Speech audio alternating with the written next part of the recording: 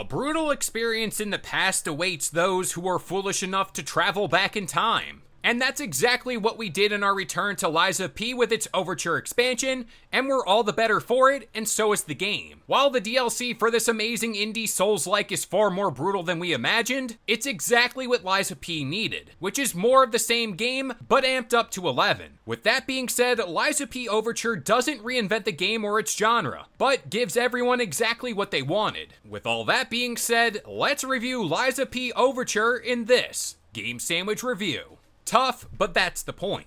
True to the form of any Souls-like title, Liza P Overture doesn't hold any punches, and immediately thrusts you into an environment that will in fact end you just as quickly as you got there. You are supposed to have the experience needed to enter these areas and beat them, and Round 8 followed the exact protocol necessary. After entering the DLC, we got our butt handed to us consistently, but it did set the tone for a journey that we were prepared to fight through after an hour of practice. Still, the solace of Stargazer felt very few and far in between, especially compared to the base game, and that's the one thing we would ultimately change. The Overture has a stricter learning curve than the base Liza P game, throwing you into the meat grinder from the get-go. But it offered more of the same old combat that we were already used to in the base game. Everything flowed well and the bosses were over-the-top masterpieces, more so than the base game. Our personal favorite was Marconia, the Puppeteer of Death, as her battle was unique, mixing with fast-paced attacks, with hits from a tethered puppet. Suffice it to say, each of the bosses featured their own unique quirks that made them stand out from each other in a spectacular way.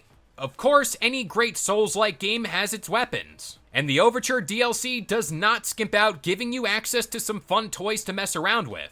We were ultimately drawn to the bow, and was very happy to receive it early on. The fast-paced shots mixed with triple burst were a bit odd at first, but later it became our go-to weapon when fighting many bosses, since we could easily perform a hit-and-run tactic while also using throwable items, just like our build is centered around. We tried various other weapons, and while none of them really intrigued us as much as the bow, each of them felt good, and excited us for more options of what we would use in future playthroughs. Visual storytelling at its peak. The base game of Liza P stood out to us at the time, because of its dark fantasy setting and the odd choice to retell the story of Pinocchio. Overall, we love the original game, and the DLC for this title has capitalized on the game's already amazing visual storytelling. We began our journey at the Krat Zoo, which is more lively but overrun by some sinister foes. These new enemies were the very creatures that many came to the zoo to see. We ended our short jaunt through the zoo by facing a menacing crocodile overcame by the petrification disease, and he was driven mad.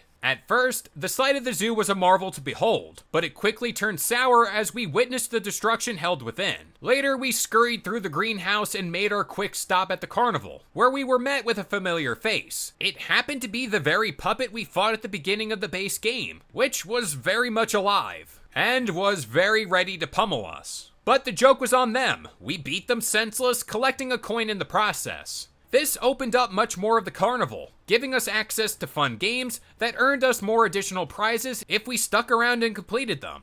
Now the story of Overture focuses in on the city of Krat, teetering on the edge of collapse, and on the verge of becoming what we know it as in the base game. A city soaked in blood and horror from a puppet frenzy. Puppets shake and wander the streets of the zoo and hide amongst the tents of the circus, in a newer state yet to be corrupted. Hidden mysteries and tragic NPC stories excellently fold into the overarching campaign, whether it is finding a cipher that tells of a haunted puppet, tapping the walls of a cave in a desperate attempt to break free, or the puppet of a little girl who wants nothing more but to be free to walk, run, and dance. These are deceptively sad stories, perfectly showcasing the world of Liza P. The latter of these characters will also give you special dialogue should you perform specific emotes that can be only found within the DLC, showing she still clings to some of the small portions of hope and happiness in a nearly doomed city. The final verdict. Liza P Overture does not pretend to be something it's not. Instead, Round 8 created exactly what we need and many fans of Liza P wanted, which is more of what we already had, but in a tougher package that doesn't hold any punches when diving at the crocodile's mouth, and exactly what everyone should expect from a Souls-like DLC. So with all that being said, Game Sandwich would like to give Liza P Overture a 9 out of 10.